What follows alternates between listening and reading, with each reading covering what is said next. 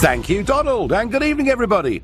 Well, in response to the ultimatum that's been delivered to us from the European Union, I know, I'm sorry, it's Brexit again, but we simply can't get away from it, and I promise you, this is the last time we're going to discuss what Britain's divorce bill should be for some weeks, but we've been told, have we not, by Mr Barnier and Mr Juncker and Mr Tusk, not one of them, of course, elected.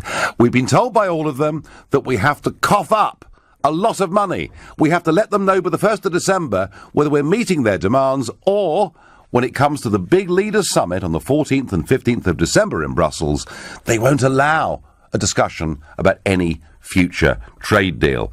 Well, in response to this, the Prime Minister has met this afternoon with her Brexit War Cabinet.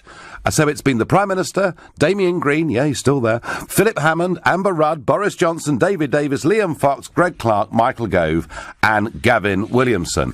And they've been tucked away in Downing Street this afternoon discussing what to do. Not a word so far has come out of the meetings, but the Chancellor, Philip Hammond, did indicate before the meeting that the government was on the brink of unblocking the Brexit negotiations, and that, it would seem, means that we're on the verge of upping by a further 20 billion euros the amount we're prepared to pay before we even enter into negotiations. And already there are some rumblings. Henry Smith, Tory MP for Crawley, has said, as Germany struggles to form a government, now is not the time for the UK to offer more money than her obligations that are due. Robert Halfon, a Conservative MP, said that the public would go bananas if the UK offered more than 40 billion euros. And our old friend on this show, Peter Bone, said he wouldn't pay as much as £1 to leave the European Union. So, the question that I'm asking you is very simple. Will you put up with a Brexit bill if it's 40 billion or more? If, like me, you think it's outrageous, unnecessary, and we should not even be contemplating paying this sum of money, then call me on 0345 6060 973. Maybe you view the European Union as being very greedy and very bullying, in which case text to 84850, or perhaps you think, frankly, we have no alternative, in which case you can tweet using the hashtag Farage and LBC at LBC, and you can watch me live on Facebook from here in London and comment there too.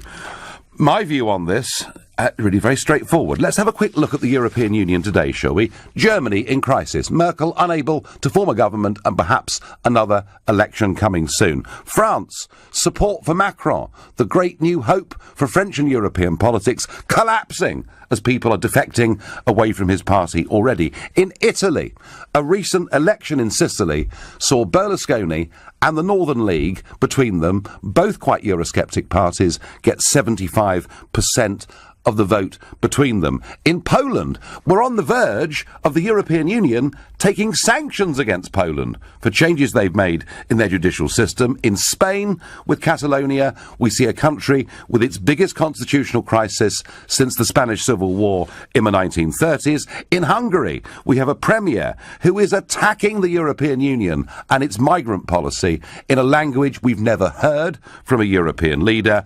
And recent elections in Austria and the Czech Republic saw the Eurosceptic right surge forward. I mean, so much so that the Czech Republic now has a billionaire businessman as their new premier. And I could go on with country after country. Sweden, for example, where a political party with a very extreme far-right history is now leading the opinion polls. Everywhere I look, I see opposition to the European project growing. I see a European Union that I think is in deeper crisis right now than it's ever been. And in the face of that, apparently the Prime Minister is contemplating, having blinked already in Florence and promised up to 20 billion, she's contemplating double that amount of money. None of this was mentioned in the general election, was it, that we had just 5 months ago. I think the whole thing is wholly unacceptable. And I've got Phil from Basildon, who's a new caller to the show. Phil, will you, as a member of the public, put up with a bill of this size, or do we have no option? Good evening, Mr. Farage. Good evening. Honour to speak to you. Well, that's very sweet of you.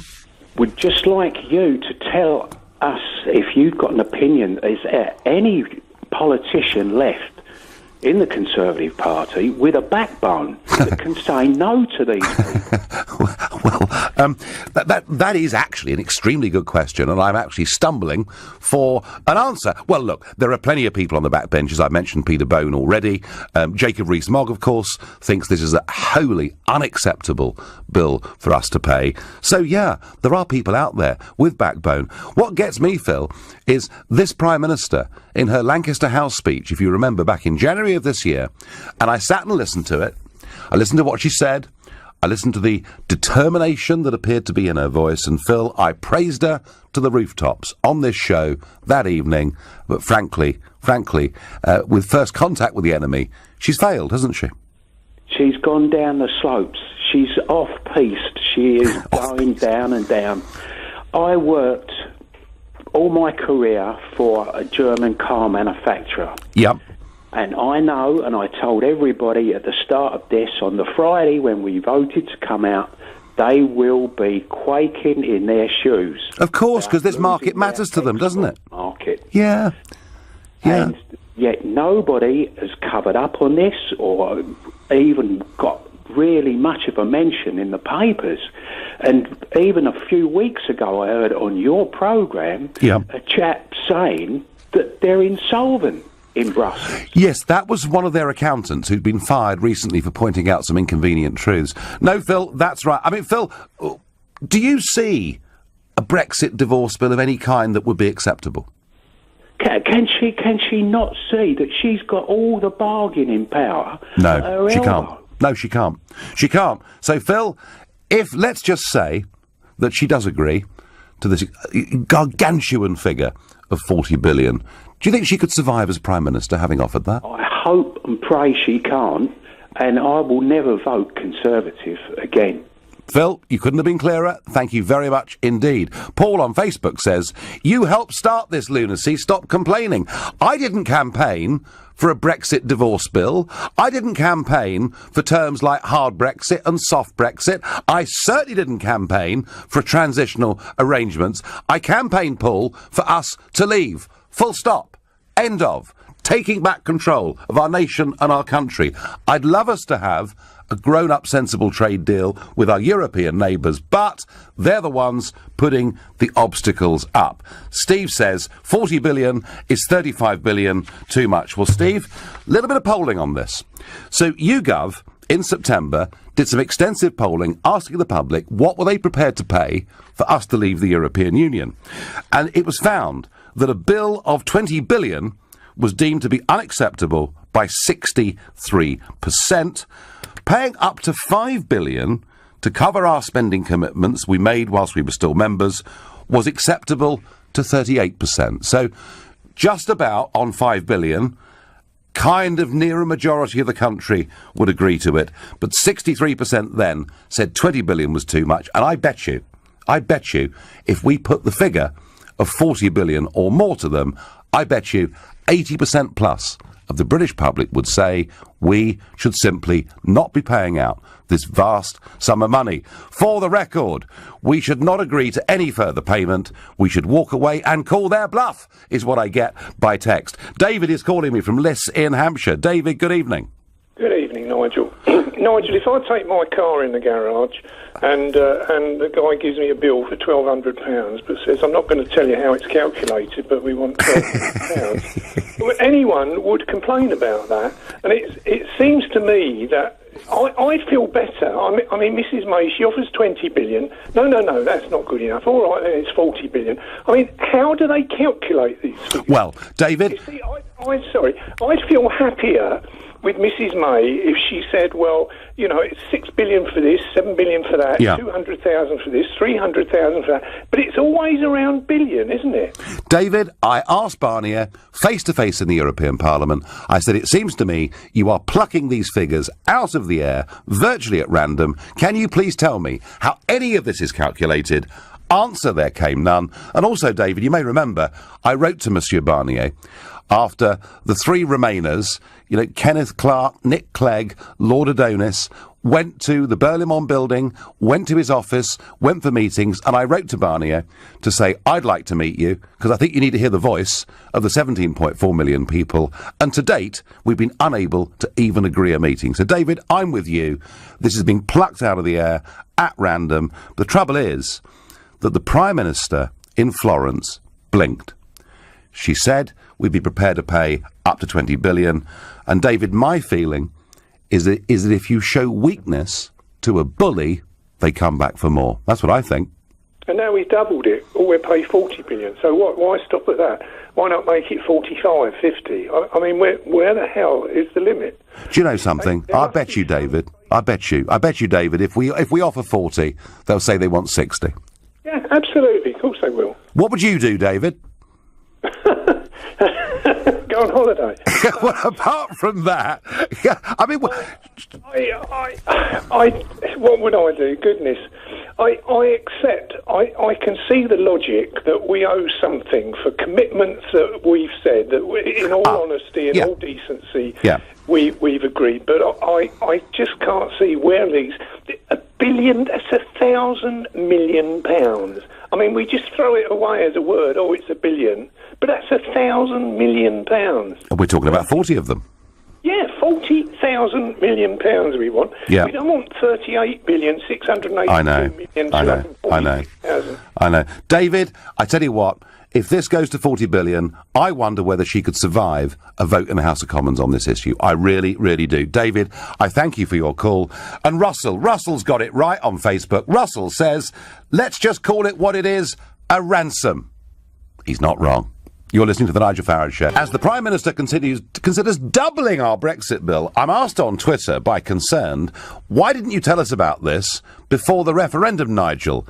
Did you know about it? Of course I didn't know about it. It's an invention. Yes, we have some spending commitments out to 2020, but we also have shares and assets in the club. Seems to me calling it quits would make sense. What is happening here is the British government, frankly, is being blackmailed. A ransom is being demanded of us. And all of this is happening at a time, and I've said this earlier this evening, when the European Union itself is in real fundamental trouble. Just look at Mutti, Mother Merkel, 4 times seemed to be the winner of German elections, the strongest leader in the European Union, and now, because a Eurosceptic party called AfD has completely upset the apple cart by winning 94 seats in Parliament, she cannot form a coalition government. It looks tonight, although we're on the verge of Germany holding another fresh set of elections to try and find a coalition that can be put together.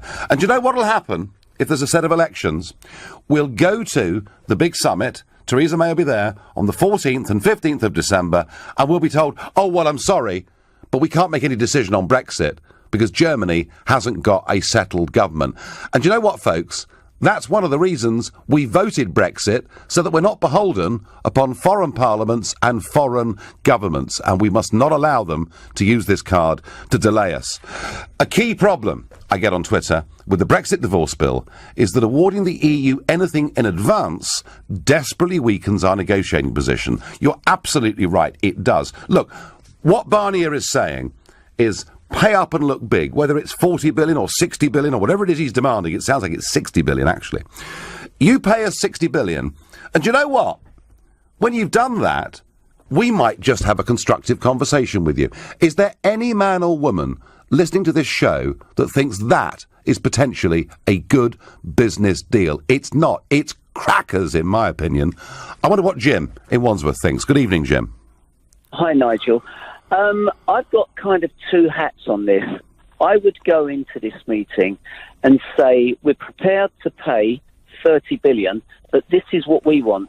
Because Theresa May is in a position of strength now with the weakness of Merkel. Absolutely. And what's going on in Italy. So when you're negotiating, you should always come from a position of strength. And I think now is the turning point. And just say what we want, what we're going to offer you for this 30 billion is that you can have free trade with us. And in return, we'll have free trade with you.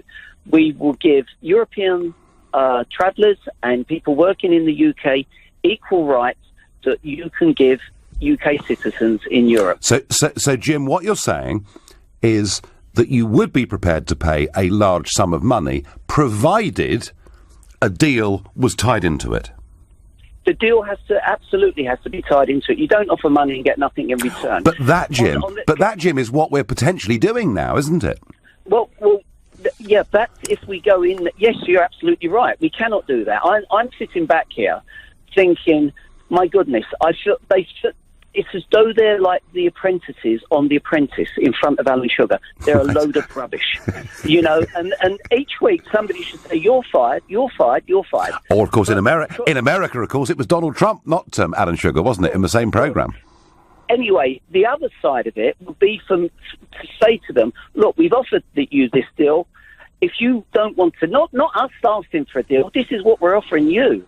And if they don't take it, I would say that's the end of it. And then when Article 50 runs its time, say now we can start negotiating. But more, as importantly today, Nigel, the Telegraph said, and I'll quote it to you, Europe will reject a UK trade deal if Britain cuts EU red tape after Brexit. So this is after the possible 50, 60 billion. Yeah. Warns Michael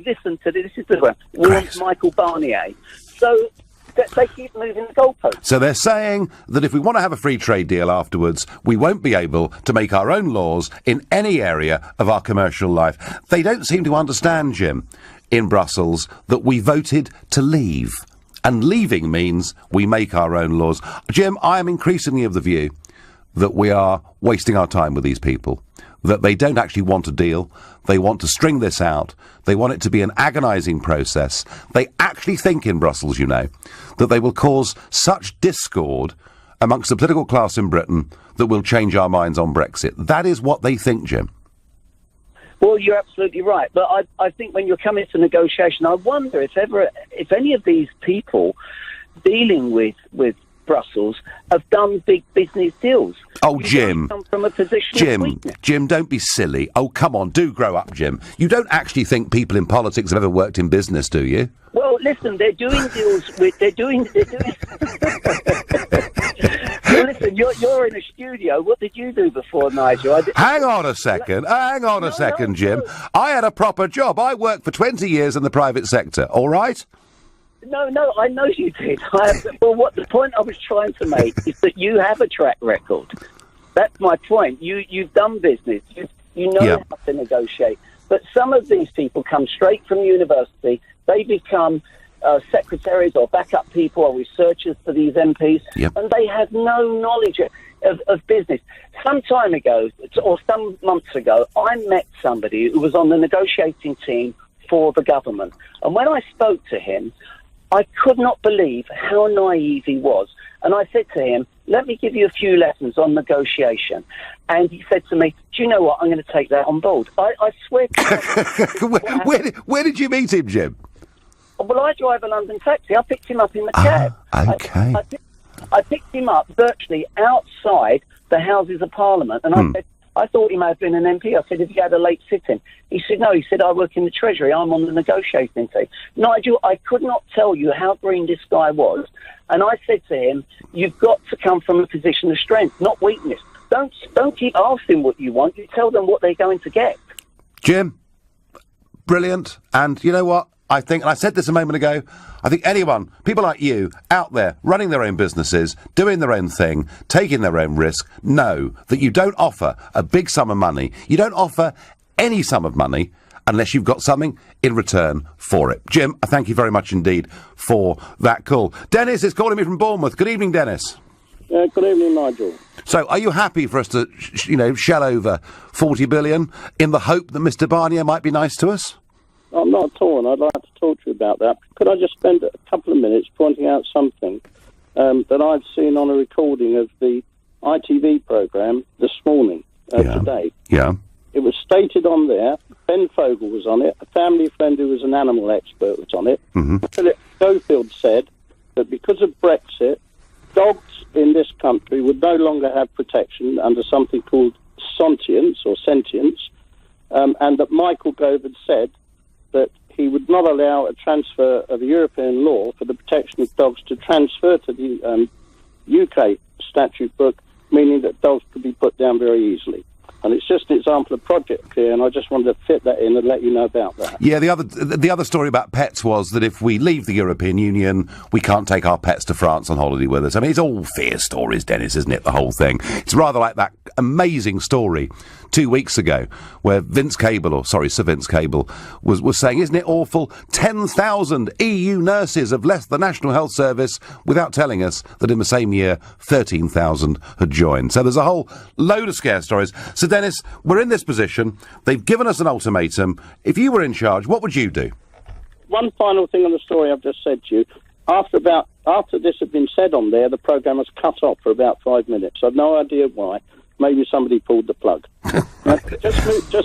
Just moving on. Yep. We did speak before on this, and I spoke to you about that the agenda in the first place was wrong because of the 3 points, and trade should have been in there from the start. But that's passed, and we discussed that. Now, I've been involved in several negotiations as a businessman, and one thing we always tried to achieve in a negotiation was you had objectives or part objectives. If we got any of those part objectives achieved, unconditionally, we trousered them. We used to call it a stake in the ground. Now, the European Union have had the 20 billion offer. Mm-hmm. They put a stake in the ground. They said, right, we've got that. Mm-hmm. That's secure. Right now we'll push for more. And that's exactly what's going on. You should never, in a negotiation, offer anything unconditional. Which is exactly what Theresa May did in Florence. She blinked, didn't she? She blinked, and the bully boys, as I see them, want more. So, Dennis, we're in a bit of trouble with it. Although she's in trouble, isn't she? She's in big trouble because she now has she feels she's got an obligation that she's got to offer more. She's offered something. They've trousered. They'll say they've accepted it. Yep. They'll push her for more. They will. And this will go on and on. It's all jammed tomorrow. Yeah. Well, that's if Dennis, she stays as leader. And, and I hear all this stuff that the Tory party is going to be loyal and stick with her, but I'm not convinced. Dennis from Bournemouth, I thank you. Wayne on Facebook has got a grand idea. Offer 30 billion, but it goes down by $1 billion a week until we reach a deal. And Daniel says, Theresa must show more steel in these negotiations. And I think, Daniel, increasingly, the British public take that view too. We don't like to see our Prime Minister being pushed around, particularly by unelected bureaucrats in Brussels. You're listening to The Nigel Farage Show. As Prime Minister May considers doubling the contribution we're prepared to pay for Brexit, I'm asking you whether you find that sum of money acceptable. Thus far, few of you do. But before I get back to that, I've got a visitor with me this evening. I've got Governor Phil Bryant, Republican Governor from Mississippi. He's been on my show before. Welcome to London. Thank you, Nigel. So great to be back. Good to see you as always. I know that you're a very, very pro the British-American link. Absolutely. In terms of military and in terms of trade and everything else. And you were quite a cheerleader for Brexit, actually. We were. When it happened back in 2016. I knew how important it was going to be to not only Great Britain, but to the U.S. When you look at the negotiations and you see the attitude that's being taken by Brussels and the response from the British Prime Minister, do you have any thoughts on that? Sure. It's hard for Americans to grasp this. Apparently, Brussels still is trying to tell you, even after the vote by the people of Great Britain, that they're going to decide what Great Britain will do. And now there's this talk of how much ransom you're going to pay. And that's kind of like, what it is. I mean, if you pay us enough, you're going to be able to leave. This is Great Britain. You don't need their permission to do anything. That's the way Americans look at it, and I know that people that I talk to are so eager about seeing Brexit come into fruition because we believe that the United States, all of North America, Canada, Mexico, all are looking forward to building stronger trade, greater alliances with Great Britain, get us back to the future, as I tell people, to where we once were, where Great Britain and the United States stood strong together in trade and in defense. Well, as you say, this is dragging on, and I think we have sent a bit of a message to the world when we talk about transition arrangements and everything else that we're not really going to be open for business for a long time, which I regret. Now, you've got a new ambassador here in London, and I understand a new embassy about to open. So Absolutely. tell us about that. Well, of course, he is a remarkable guy. The president has such great confidence in Woody, and as you hear that term used... This is Woody Johnson, isn't it? Absolutely, Woody Johnson, Ambassador Johnson, and I was going to say people refer to him as Woody, even in Washington, because he's a down-to-earth, real guy that believes in the relationship between Great Britain and the United States, as I do, as the president does, as frankly, vast majority of Americans do. This is something, as we saw Brexit, there was a celebration. I remember telling then candidate Donald Trump, we were in New York at Trump Towers together shortly after that, and I said, this is your first win, Mr. Trump. This indicates to me that you will be successful, because there were a lot of the same ideas behind Brexit. And I remind people, we used to have this course in college called Western Civilization, Western Civ, and we studied the great things that the English-speaking people in Western civilizations and some of the challenges that we had. It was not perfect, but I think there's a movement of another great Western civilization, and this should be our decade for Great Britain and America, again, to help lead the world. Now, it's very interesting to watch Donald Trump. His first overseas visit was to Riyadh. Since then, he's been to China and kind of walked around looking like he owned the place. He's been to, what's true, Vietnam.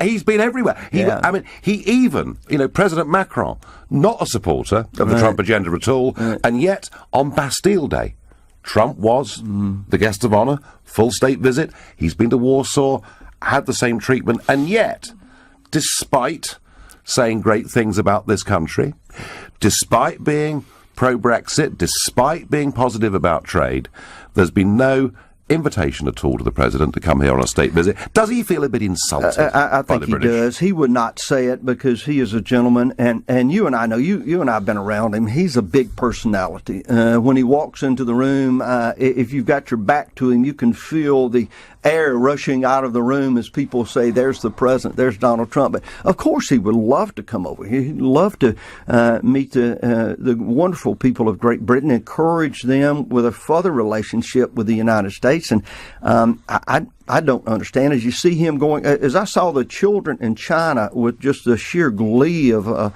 seeing a president there applauding, and in Vietnam, and we obviously have had a history there in Vietnam, how he was welcomed.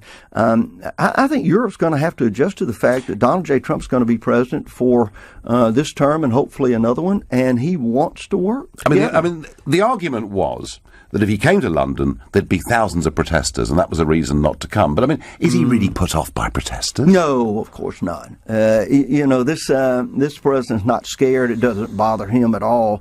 But I think what he probably is concerned about is how that would affect your city of London. I've told him, go outside of London. It doesn't mean you have to be in London. Yep. There's other wonderful places throughout Great Britain that you would have, I think, a really supporting crowd. It would be like going to New York or Los Angeles, one of our big cities, where the liberals are in charge. And a lot of times you see a decaying infrastructure, terrible crime problem, homelessness in these big cities because the Democrats have used that social engineering program to cause that. So I hope he certainly comes here. I think it'll be a great day for Britons, particularly outside of London. Well, it's kind of, it seems to me he may have visited the rest of the world before he comes here. And that's upsetting. So, I mean, obviously, I'm hopeful. I've been hopeful, Phil, for a trade deal between our countries. And I know that Brexit taking a long time is putting this off. But just talk a little bit about trade, a little bit about business. I mean, we're a year in. Or it's a year since he was elected. And, hey, he's had some problems. Yeah. He's had some difficulties. Sure. He's had rebellions in his own party on Capitol Hill. You've got this special investigation, exposing one or two people who were part of a team in the early days of the campaign. I mean, is he going to get tax reform through? Absolutely. And what a lot of people don't realize is what's happening on an international level as you see him travel. I've been to Saudi Arabia. I was at the UAE. I met with the Crown Prince there in Saudi Arabia. They love Donald Trump. They know Donald Trump represents a strong, determined leader for the West. They haven't seen that in a while. And so as I sat and talked with the Crown Prince that evening, and he said, if America will help, the United States will help us, we will defeat ISIS. We will defeat the Taliban. So Saudi Arabia is there. I was in India 2 weeks ago. A great support for the president. When I get outside of the United States... But he has to get support in Washington, doesn't he? He does. And, let's be fair, he really has had some problems with his own party. I think if you look at Great Britain, what happens. I mean, we have a lot of Democrats in very powerful positions, particularly in the House and Senate, and we have Republicans who are so nervous about this great change away from the establishment. They were comfortable. They all had great parking places and big offices. They had lots of money. They were imperial powers in Washington, D.C., and in came a businessman that said, we're going to stop all of that. We're going to start worrying about the people of the United States, the men and women in the middle class that need our help, that has not seen, we've not seen really economic growth in the last 8, maybe 10 years. And he came in like a whirlwind. Now we're at 3% growth. Job numbers are higher than they've ever been. In Mississippi, we're at 4.9% unemployment, lowest it's been in Mississippi's entire history. And as I travel the world, I see world leaders that believe in what this president is doing, and in fact are trying to emulate some of the ideas that he has in place. You're going to see a lowering of the tax rate from 35 to 20% very soon. The House has already passed that bill. I think the Senate will take it up. You're going to see a lot of reshoring of businesses that are coming from around the world back home again, and Mississippi is one of the areas that's happening in. He's been in 1 year. And what's the next big challenge for Trump? I mean, is it reforming the Republican Party actually as big a battle as taking on the Democrats? It is, and what he's doing all of this at the same time. So he's trying to end Obamacare, and there's a provision in there that Leader McConnell put in that would stop the tax of people who are paying for Obamacare and do not wish to. He is trying to cut taxes in the U.S. He is getting rid of regulations. He is reaching out to countries all over the world. This man doesn't sleep. He doesn't stop. But his great challenge is to get people to understand that he's playing chess on a 3-board level.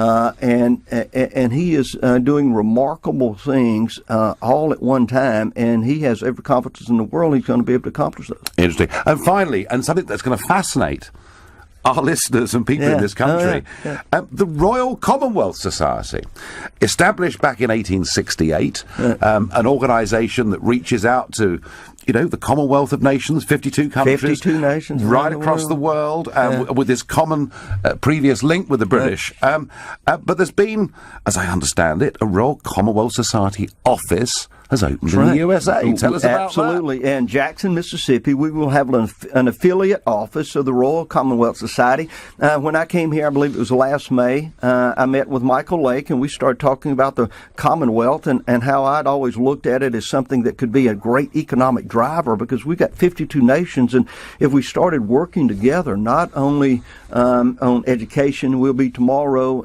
at Buckingham Palace on the Queen's essay competition. So that's something for literacy that we're looking to, and we'll have one in the United States. But if we try to do all the right things for the countries of the Commonwealth, include grow their economy by reaching out from the United States and Great Britain and saying there are economic opportunities that we can all share, this will be a great global chamber of commerce. Does it sort of say that maybe the arguments that you had with George III and the White House and the burning down in 1812. We put those aside, absolutely. Has that been kind of put back? And really, I think, honestly, I think people will be amazed by that piece of news. Sure. Governor Brandt, thank you once again for coming here good to see and you. talking to me on LBC. Thank you very much indeed. Well, there we are. The Royal Commonwealth Society in Jackson, Mississippi. Who would have believed it? You're listening to the Nigel Farage Show. Our divorce bill doubles to $40 billion. Is it acceptable to you? David on Facebook says, I suspect, or rather I hope, that May is playing a clever game here. Well, David, if she is, I can't see what it is, because we'll be making an offer in the hope they'll have constructive trade agreements with us. And yet, as a caller mentioned earlier, Barnier is already saying that to have a trade agreement, we would have to keep exactly the same rules and regulations as all the other European Union members. We shouldn't pay a bean for that. Surely the whole point of leaving is the ability to make our own laws and perhaps become a bit more competitive. At least that's what I would have thought. Patrick in Battersea is my next caller. Should we pay 40 billion, Patrick, or should we put it up to 60 perhaps in a few weeks' time? Pay the 40 billion. Just pay it, yeah? Yeah, just pay it. We've got no hope of, having any connection with the EU if we don't, because if we don't pay it, what's going to happen to our standing in the world? We're just going to get taken to court. We're going to have a... No. We will be defaulting on a debt, pretty much. No, well, there is no debt in writing of any kind at all. There is a spending commitment, Patrick, I grant you, out to the end of 2020, which, incidentally, I've always argued that bit of it we should honour, but we should net it off against our assets. But, Patrick, if she goes for 40 billion, let's say, what happens when nice Mr. Barnier says, well, that's jolly good? And I really think the British are being terribly constructive. All they now need to do is to make it 60 billion and we'll start talking. What do we do then? I don't know. The problem we have is we have no cards to play at all. At all. Well, we do actually, because we import £70 billion worth of goods more every single year from them than the other way around. That's quite a powerful card. The fact that there are millions of people in Europe who manufacture products that we buy, that's quite a powerful card, isn't it? Nigel, I travel to and from Europe very, very frequently bringing goods. Yeah. Right? Let me tell you, we do not compete with the 28 other states that send us stuff. We need them more than they need us. Let me tell you that from now. Because if we walk away, particularly if we walk away without a deal, our trucks go nowhere. Our planes go nowhere. So how does the rest of the world cope, Patrick? How do trucks go around the rest of the world? How do aeroplanes go from Canada to the United States of America? I mean, it works everywhere else. Nigel, they have agreements to fly over airspace. Yeah. The morning after we walk away with no deal, if that should happen, we don't fly any planes over Ireland, over France, over any European country. Do you really believe that? Do you really believe? Absolute fact. Do you really believe? So, check it. So they'll allow China to fly planes over their airspace. They'll allow every country in the world, maybe not North Korea, but they'll allow every country in the world to fly over their airspace, and yet their biggest trading partner in the world, they would say you can't fly our aeroplanes over our space. Nigel, we're not their biggest trading partner in the world. The problem we have is that those countries would have had an agreement to fly over EU space. We would not in that case. That's the point I'm trying to make. But don't you think, at the end of the day, Patrick, politics and business, that actually businesses and pragmatism, human beings get things done, don't they? Really? You looked at Zimbabwe recently? Well, I think we should hang our heads in shame, Patrick, over Zimbabwe, because, frankly, we allowed a lot of that to happen. But human beings get things done. I mean, you're painting this vision that if we don't cough up, pay up, that somehow aeroplanes won't fly, trade won't continue, we will just be a country that is not part of political union, and life will go on. And there may be a couple of inconveniences. We may have a tariff issue.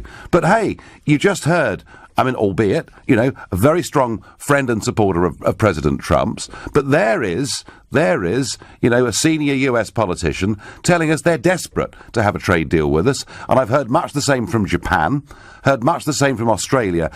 There are lots of other opportunities, surely, Patrick, out there. Yeah, I give you Bombardier on that point and what they did to us with that. Well, doesn't that just show doesn't that absolutely highlight why we need to have a deal? No, it highlights what America will do to us. Well, America will do what is best for them, not best for us. Right. So Europe, the Americans. So Europe will do what's best for us, will they? Europe will do what's best for themselves. So same thing. That would not be best for us if we leave, and we're leaving. So why would they do anything that's good for us? They don't want to do anything that's good for us because they can see that politically opposition to the European project is now at the highest it's ever been across the Union, and they fear that if we're seen to have walked away in an unpunished way, that other countries will want to follow. So I think, Patrick, we've actually reached the point where we need to give them the ultimatum and not the other way around. Nigel, it doesn't matter what the reasons are. It doesn't matter anything else. The point is they're going to do what's best for them because we are no longer in their club. The Americans are going to do what's best for them because we have never been in a club with them. Well, why don't we do what's best for us then, Patrick? Why don't we do what's best for us? Would have been to stay in the EU, Nigel. That is my point. But, well, that's my view. So are you one of those people, Patrick, that thinks we need to have a referendum to reverse this? No, I'm not. You're not. We've done it now, so let's go for it. But the problem we have is when we get things like, saboteurs and all that nonsense, when you knew full well our Supreme Court would have to rule, and you knew full well that if you want our Parliament to have sovereignty, that we should have our Parliament have sovereignty over any Brexit decisions, you didn't want to admit that until Gina forced you to admit it one Sunday morning. Well, I don't know about that, Patrick, but I'll tell you what I do know. And that is that we voted to leave, and that, we should meet our commitments up to the end of 2020. We should net that off against our investments in the Union, and that if this Prime Minister starts agreeing to a ransom of 40 billion or 60 billion in return for no firm promises, I doubt she can even stay as Prime Minister. Patrick, I understand your point of view. Patrick there from Battersea, very negative, very worried, thinks the planes will stop flying. I don't believe the world works like that at all. Charlotte from the Forest of Dean, how much would you pay, Charlotte, if you were in charge? Absolutely nothing. Nothing? Absolutely nothing. No. I fully believe in what Jacob Rees-Mogg and others have been saying, that we owe these people nothing. And I think she capitulated at Florence, which made me very angry. Yep. And I think that we shouldn't have even capitulated. But then I've always suspected her to be, to be pro-EU and a globalist anyway. So she's going to give them money. But I don't think we owe them a penny. And what about the cliff edge, Charlotte? This terrible cliff edge, and our previous caller from Battersea saying that if we leave without a deal, they won't let us fly aeroplanes over their space. I mean, do you fear the end of the world if we leave without a deal? No, definitely not. And as far as I'm concerned, the EU is imploding on itself, Nigel. You know it. I think it is. Every sane person in this country. I think it is. And these negotiations, Charlotte, they're for the benefit of Brussels, not for the member states, the companies, or the workers. Charlotte, I thank you. And quickly, Chris, my last caller of the evening from Surbiton, new caller to the show. How do you see it, Chris? Well, I think it's disgraceful. I mean, I voted to remain, but I can't wait to leave. Because the way this carry on and this nonsense and this 40 billion, well, I just don't understand it, Nigel. Nor do I. How can they prove that? Where would that money go? What's it going to do? How's that going to benefit anybody? Chris, is what's changed your mind their behaviour in Brussels? Yeah, absolutely. I mean, why do I want to be a part of something like that? And a few of my friends have drawn to this conclusion. We all voted to remain because obviously it suited our business. We thought it was going to affect our business. It turns out, okay, we've done very well out of it thus far, fingers crossed. But moving forward, I just don't want any part of it now, and I want out. And I owe you an apology, sir, for that, because I wrote to mate. And you did say about it, and, no one in a democracy, Chris, owes anybody an apology. They do what they think is the right thing at the time. But your call is fascinating. I thank you for it. And I know that across this country there are quite a few Chris's, quite a few people who voted Remain who would now vote differently. Look, my final thought on all of this is if the Prime Minister gives in to this ransom demand and agrees to 40 billion, I think the country will find that completely and totally unacceptable. They are making up the rules in Brussels as they go along, and we, I'm afraid, are looking weaker and weaker with every single day that passes. You've been listening to the Nigel Farage Show.